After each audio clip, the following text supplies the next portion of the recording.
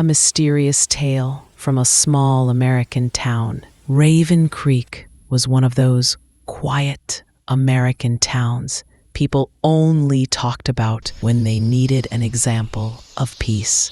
Surrounded by towering pine forests, cut by a narrow silver stream, and held together by a century-old wooden clock tower, the town looked like a forgotten postcard. But peace had abandoned Raven Creek. For 2 months straight, nights had become wrong. Shadows moved where no one stood.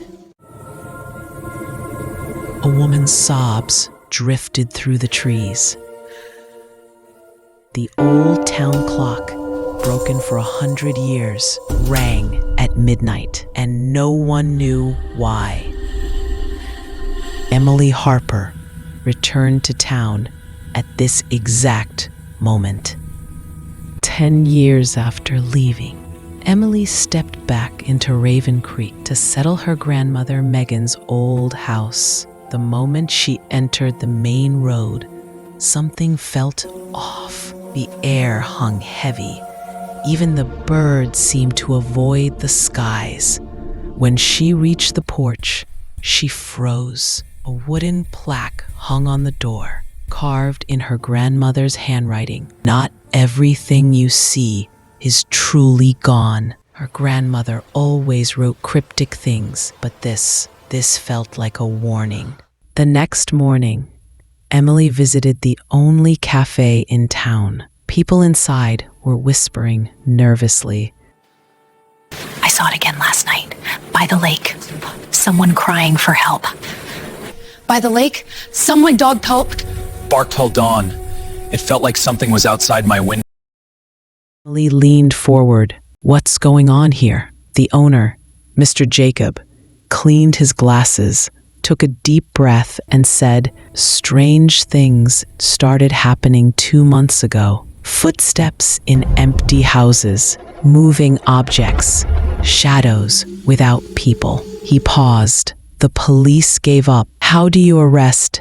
"Nothing." Emily left with a feeling she hadn't felt in years: fear and curiosity. That night, she searched her grandmother's house. In a hidden drawer behind the wardrobe, she found a leather-bound diary. On the first page, Raven Creek is haunted by a truth long buried. Until it is revealed, the town will never know peace.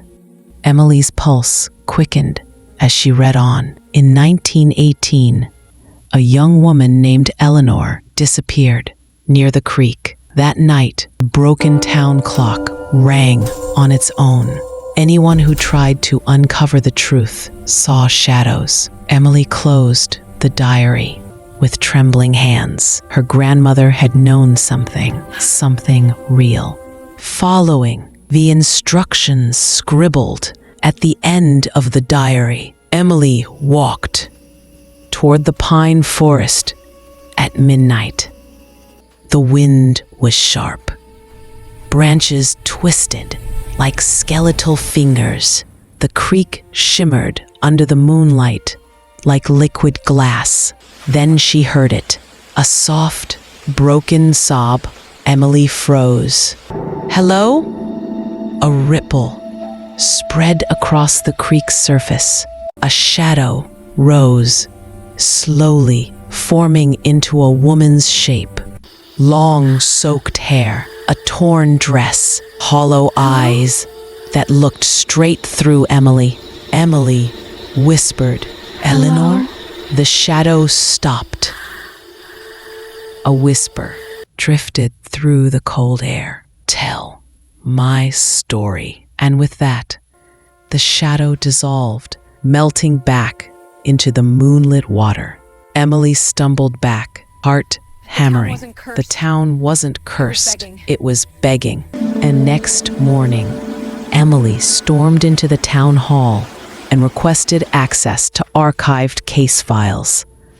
Hours later, buried beneath dust and forgotten notes, she found it.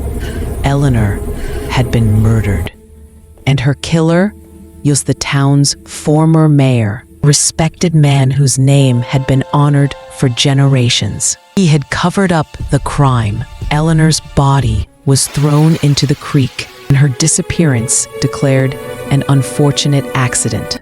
But the most shocking detail: the midnight bell of the clock tower had been struck by Eleanor herself in her final moments, trying to signal for help.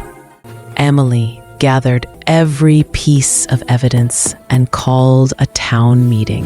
Her voice shook as she shared the truth, but the room was silent, shocked, grief-stricken, and finally relieved.